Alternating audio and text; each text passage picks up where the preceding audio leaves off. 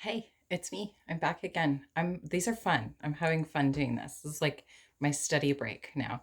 And I have a list. I have a list of the concepts that I want to share with people. So I'm just making my way through the list. So first video that I made, I talked about the concept of well-being and wholeness sort of being a place within us.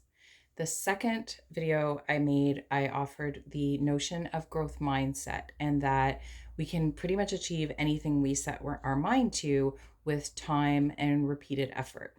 The thing that kind of is important about that stuff is starting to kind of figure out what do I do in that time and with that effort that will help point me in the direction that I want to go.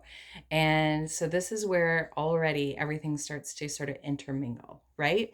Because if you want to point yourself toward well-being, then you need to start to figure out what well-being feels like and looks like.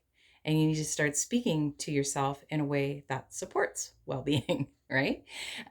So this next concept is a key ingredient in that process.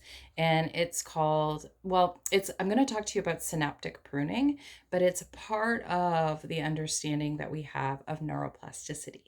So, neuroplasticity is the understanding that from the beginning of our lives all the way through to the last day, the last moment of our life, we are not static. We are continuing to build new neural pathways, and we are capable of learning and growth and change. Now, I'm going to be honest, I recognize that there are going to be changes and limitations to that over the course of our lives and based on differing circumstances and conditions. That's a fact.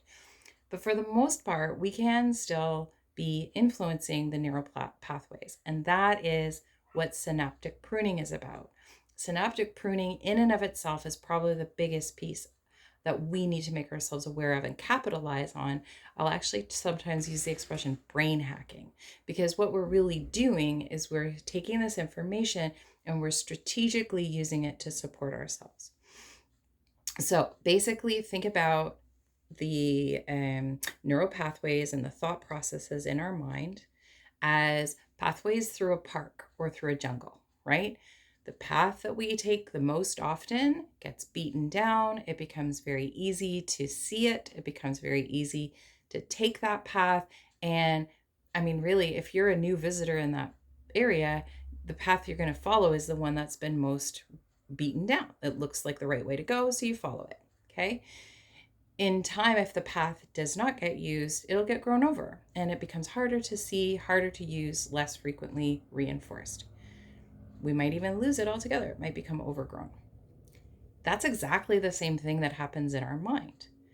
Synaptic pruning is all about taking less, giving less time and attention to the thoughts and mindsets that are causing trouble to us, and putting more time and attention to things that feel supportive and healthy.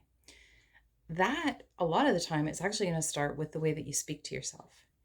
And you need sometimes to come up with, I don't want to talk to myself this way anymore. What am I going to say to myself instead? When I catch myself saying, oh, oh, Kate, you dummy, why did you forget that?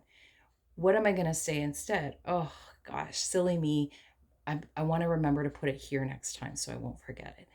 Just learning how to kind of tweak our languaging to be more kind and gentle with ourselves helps to prune the pathways so that we can reinforce patterns of being more kind and gentle with ourselves. That's just an example.